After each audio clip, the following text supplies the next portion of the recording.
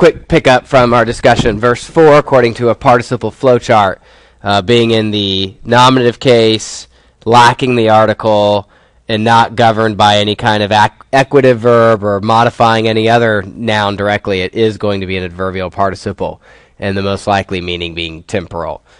The one who says, I know him, while not keeping the commandments, he is a liar. So yeah, we'll go with adverbial for that. All right, good? Roger, your turn again. Give us verse 5.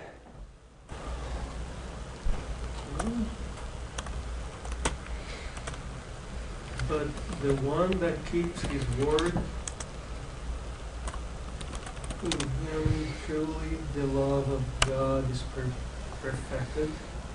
By this we know that we are in him. All right, very good. Hos there. What? Case in use.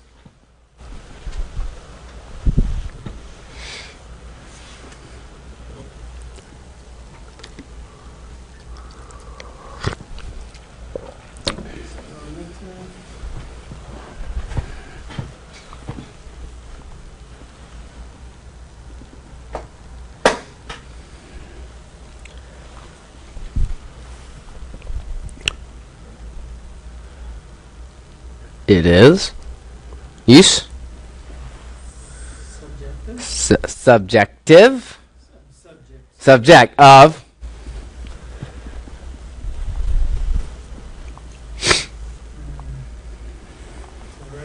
Teray, good. Al2.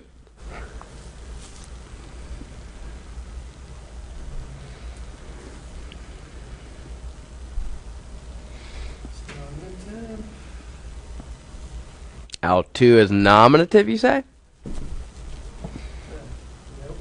Nope. Good. And then what usage?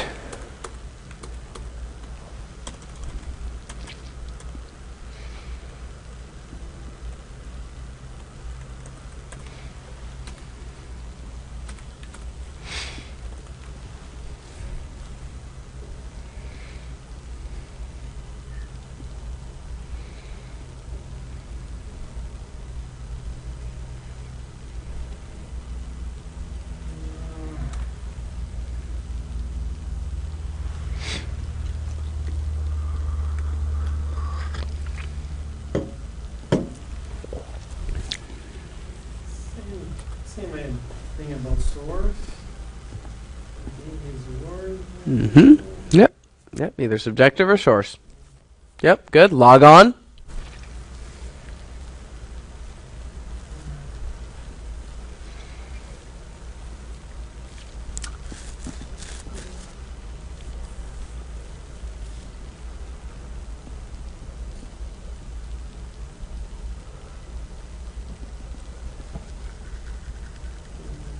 It's accusative, direct object. Of.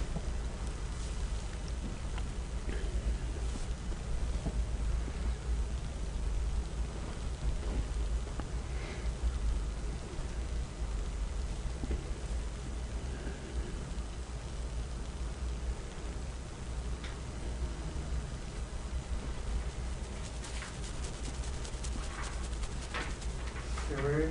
Mm-hmm. Good. Agape.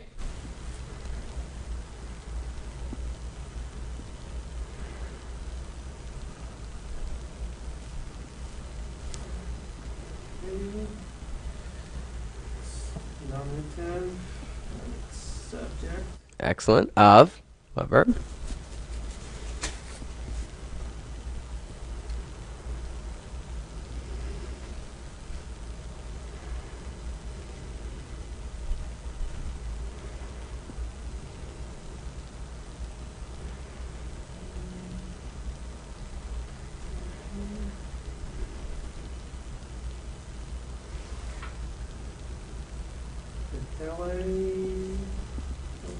Yes, very good. And to theou. Case in use. To or theou.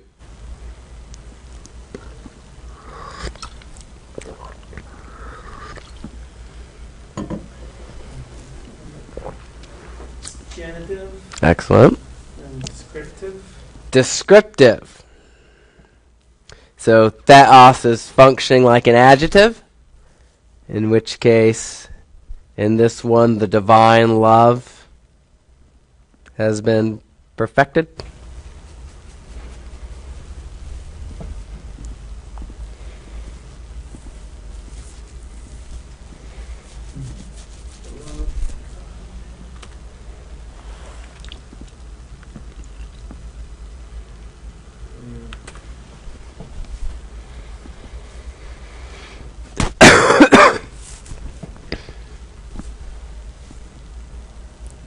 Anybody agree or disagree? Ben? This is objective. You just threw out objective? Alright, what were you going to say? Yeah, this is confusing. Object over subject. Did you pick one? Plenary? Plenary? Like, there is an option for both, right? That is in Wallace. Yeah. Questions on its legitimacy has been disputed, Right. but you think twice before you question Wallace. 3 times maybe? Yeah. I think object. Objective? You said objective. Were you going to go with plenary? I would lean more towards subjective. Okay. But Ben or Roger? Why objective?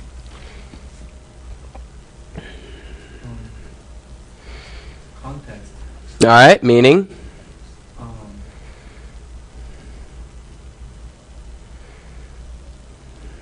um,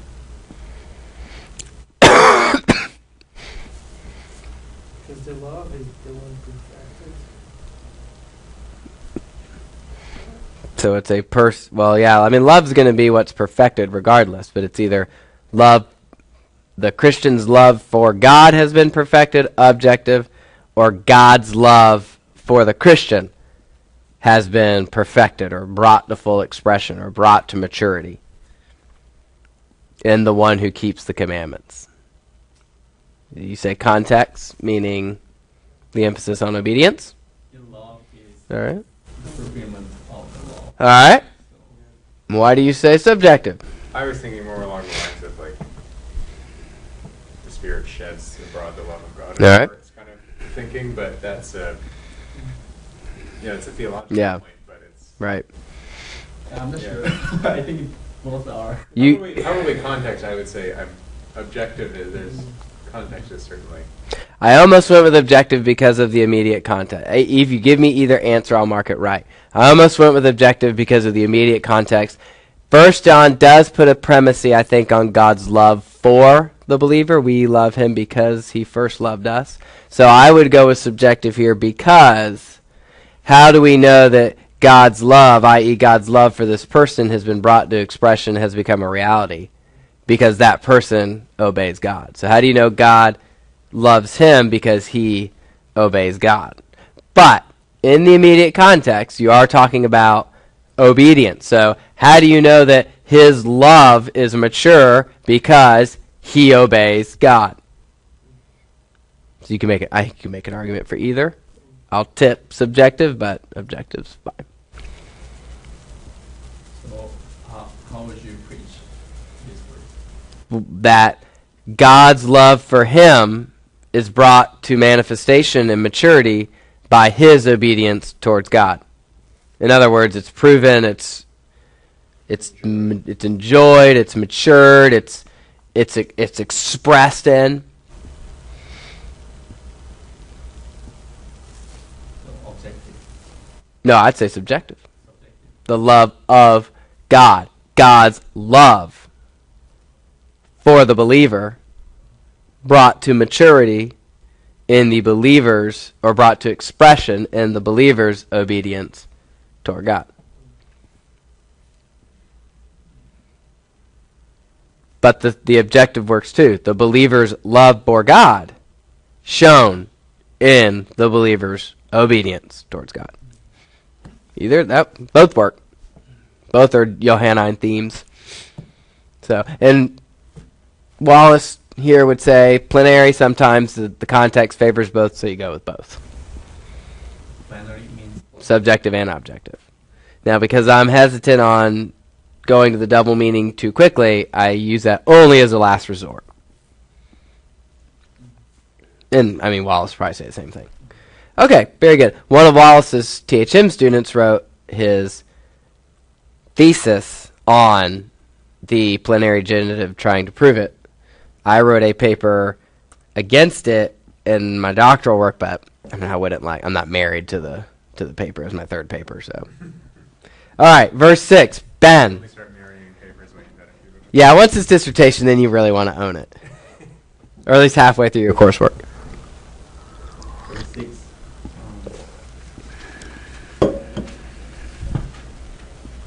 One who says, he abides in him, he is obligated to walk just as this also after he walks. Very good. Pretty smooth. That end is a little tricky. We'll analyze some stuff first, then we'll talk about the translation of the second clause. Hologon. Hologon, participle, substantival. Being used how? Subject. Of.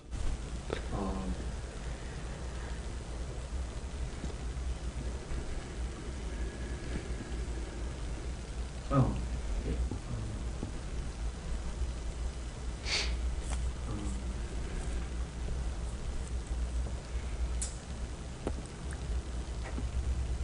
Failing.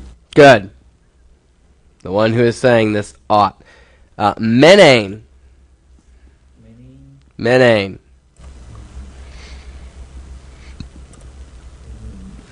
Parsing. Yep. Parsing in use. Third person singular.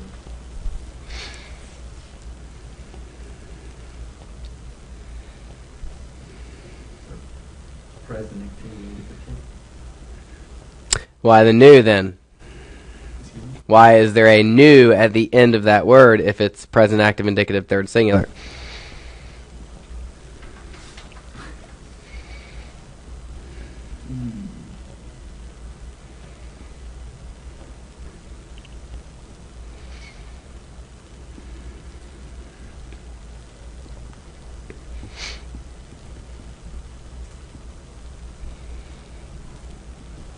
Yeah, actually, I was struggling with that word. Okay. The present active paradigm is luo, lues, lue, luamen, luesta, luusi. There is a movable nu at the end of third plural, but there is not a nu at the end of third singular for present active indicative. So that nu there rules that out. It cannot be present active indicative third singular. Anybody else? Any guesses? Quick guesses, Ben, on what it might be then?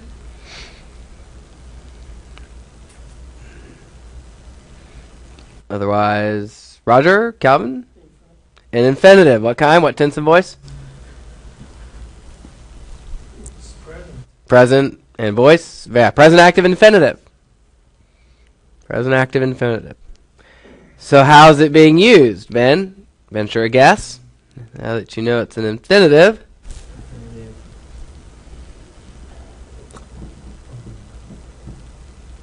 Substantival. Oh, is that an infinitive use? I think it is.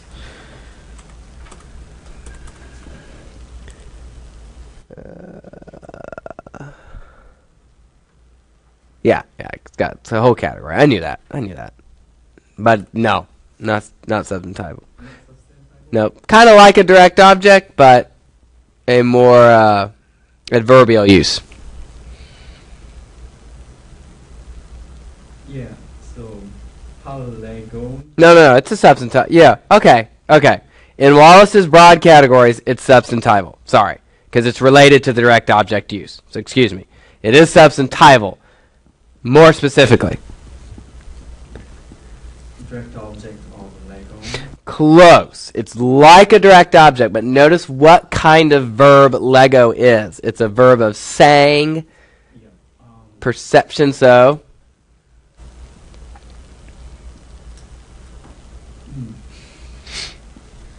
Indirect discourse. Indirect discourse. Excellent. The one who says, and now here's what he's saying. I abide in him. Menein in alto. The one who says, and then put parentheses around it, I abide in him. You translate it almost like direct discourse, but it's indirect discourse. Because it's not written as first person, it's written with an infinitive. Okay, good. Question? Nope. All right. So, Menein, let me get back to my notes. What else? Hekenos. Yep. And second clause.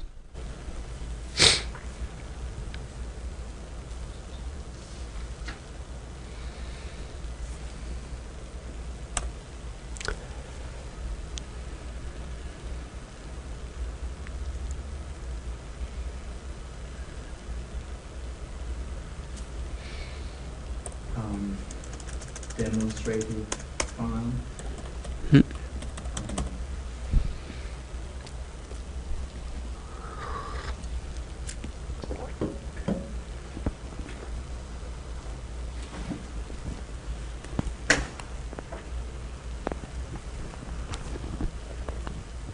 Case in use. Nominative. Correct.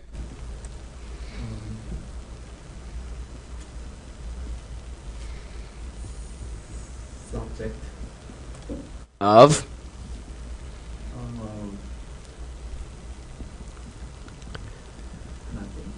Nothing. Nothing.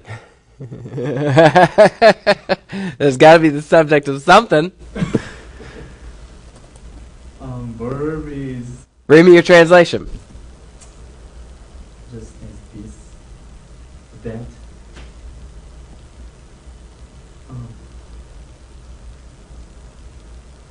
He must, the one who say he abides in him must walk just as that.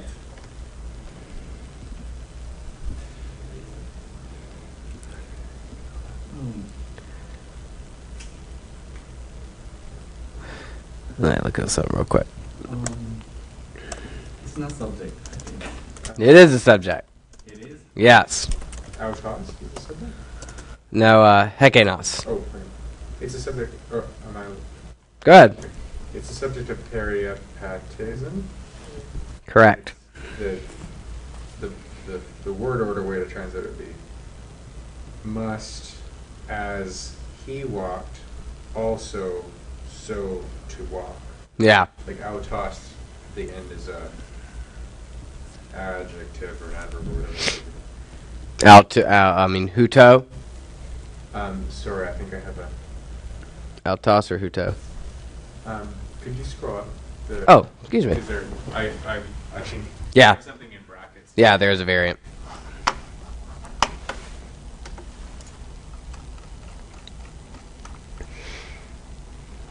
Huto there is omitted. What's autos there? That's, I would also say, is the subject of peripatesa. Or it's, yeah, that, or hang on. The one who says, I abide in him, he ought, and then peripatein, to walk, just as that subject also, that, probably like that same one, the identical use of the third person personal pronoun, or no, the intensive use, as that one himself also walked. Even with that word order? I think so, because you got toss. Way more confusing than I was thinking it was. Well, I think you could have that. Yeah. Because how are you putting ekenos? As the subject of periapatesa. Okay, that makes sense. And then I had autos as like same. I'm not sure if there's an adverbial. Well, that same one is the identical use of the third person personal pronoun. Okay, it's not an adjective. It usually follows the article and precedes the noun. Whoops, noun. The same one. Yeah. It follows here. Notice you've got ekenos, altos. And hence, when it follows, it's intensive, as that one himself. and then Yeah, also that walked. makes sense. That's just I was thinking autos was an adverb, which I guess it can't be. No, that it's third person personal pronoun. Now, huto, that's where your textual variant is. That is functioning adverbally thus, as that one himself also thus walked. And hence it's omitted in some manuscripts viewed as superfluous. So, let's look at translations. All right, authorized version. He that saith he abideth in him ought himself also to walk, even as he walked.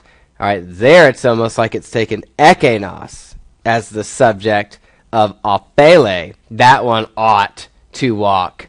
And then autos is the subject of peripateson, even as he walked. Here we go. Whoever says he abides in him ought to walk, and then you have in the same way in which he walks. Where is the variant? Give me 1 second. That's what we're working with there. So the one who says I'm abiding in him ought to walk as he. Yeah, hutos is the only disputed word.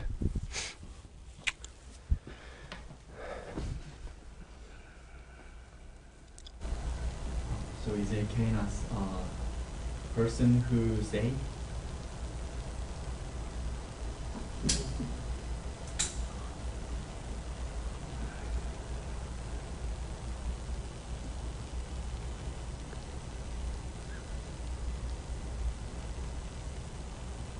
Most of them are doing the ought himself to walk. Yeah. So are they putting autos? See, autos can't. Okay, they're putting autos as the subject of aphilo. All right, the one who is saying, I abide in him, he ought to walk just as that one walked. So kenos is the subject of peripatane. No, it'd be. It's the subject of never mind. Yep, the very next word. So I'm going to put the Greek word order in the word order reflected in most English versions. Bear with me. Or I'm just going to write it. I'm not even going to try to figure out how to copy and paste from there. All right. So we're good on. Are we good on this clause? The one who says, I abide in him. Yeah. All right. Here's how. Autos, he, the one saying, ought to walk, complementary infinitive, he ought to walk, and then we have the kathos, just as that one, referring to the Lord, walked. And then the kai autos is also himself, like. And then maybe just as that one, let's put the kai right there. Right. Okay. As also. All right. So here's our autos up here at the very beginning. That's right. And then if following the majority text, you could stick huto down there just as adverbial on that. Just as that one also thus walked. All right, so that might even be a little better than going what I was saying with the intensive and identical. The space between ekenos and autos would actually kind of rule that out, and that would be very awkward as you were pointing out. So, the one who says, "I abide in him," he ought to walk, just as that one also thus walked. That making sense? We have two big subject of the sentence, like the one who says, and he. Yeah. So the one who says, I abide in him, he ought. And you know what that could be then? Halegon? Rather than seeing this as the subject of aphele, this could be a nominative absolute, or a pendant nominative.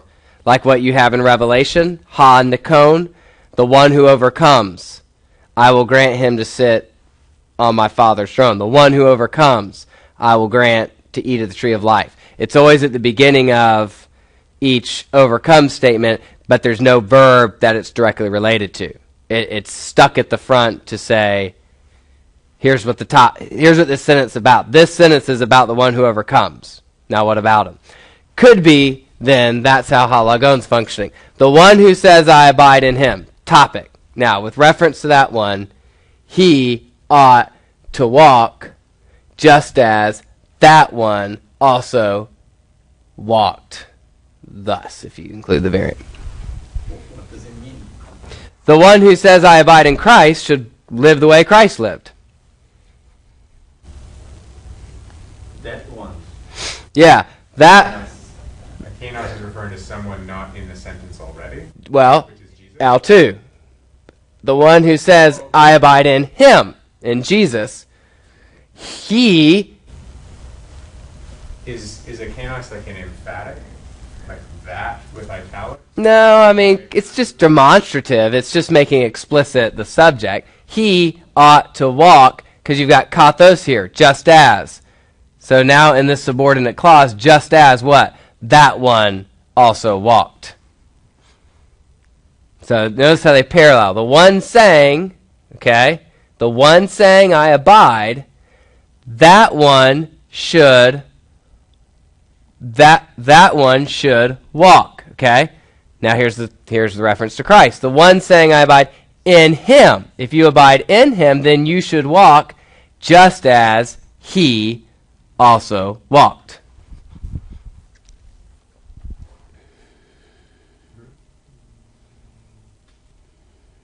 Makes sense? Makes sense now? Yeah. Yep. There we go. There we go.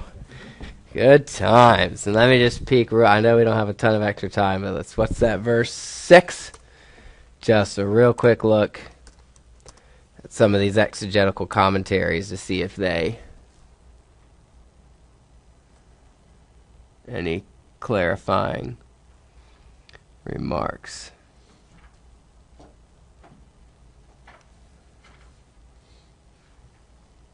As Jesus did.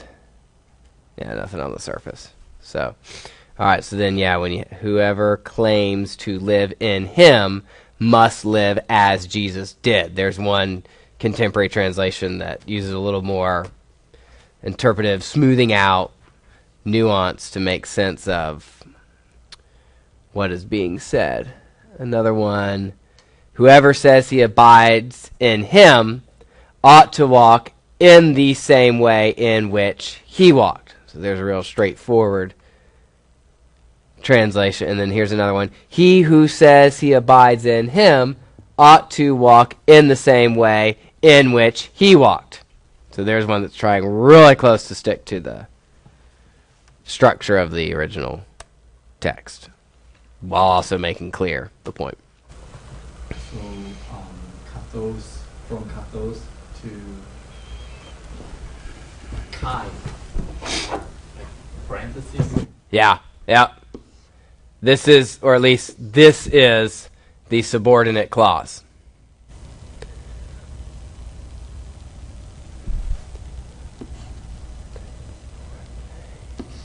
Here's concept order.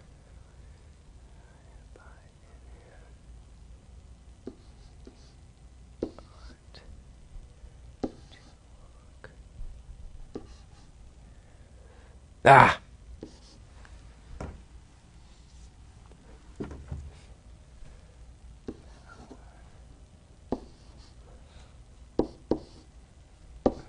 Or is the There you go. Uto 5a? Since huto is thus, I was taking it. Like the one who says he abides in him ought so to walk just as he also walked. Yeah, that might work. That's fine. Either's fine there. Because then it's not quite as superfluous. Yeah, that's a good point. That may be what lies behind the variant, its appearance as.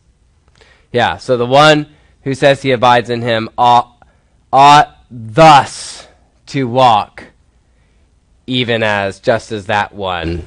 That's the AV way of writing it, right? Ought so to walk even. Ought so. Yeah, I think so. So yeah, you're right. That could go either on that or on that, maybe.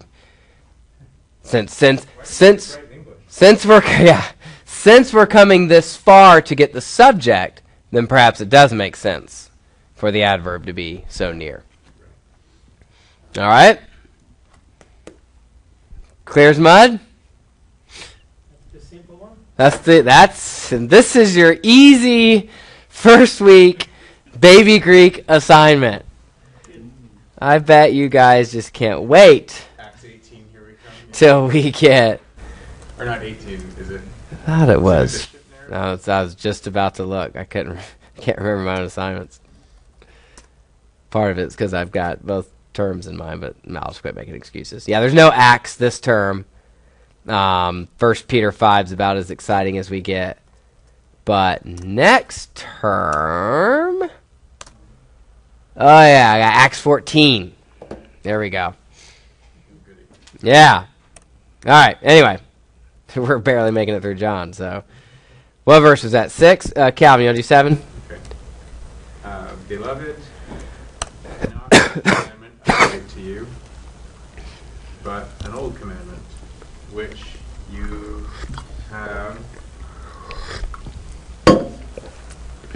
have had from the beginning. I'd just say which you are having. Which you were having from the beginning. Or we're having, because, yep, that's going to be imperfect. Yeah. Yep, which you were having, yeah. Which you had from the beginning. The old commandment is the word that you have heard. And then from him. In the MT. Oh, okay. There you go. Right. All right, it's object of the preposition, though, so you wouldn't be docked. So, because what use, Roger, is our case in verse 7? Very good. And do we have to know object of the preposition? No, we don't. All right, good. Hang on, Calvin. I want to look something up. Oh, and I have agapethoi instead of adelphoi. Oh, beloved. Yep. Other than brethren.